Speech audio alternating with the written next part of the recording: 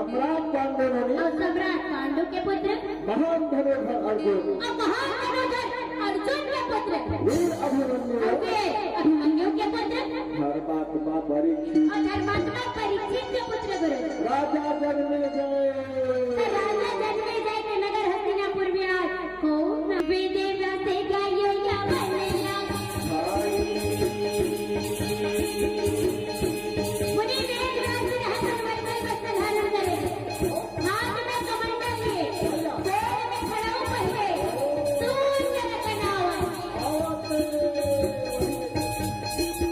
चरण में वंदन करने लागे राजा जनने के अपने वेदव्यास के चरण वंदन लेवा से कहा सुन मेरी हसन बिछावन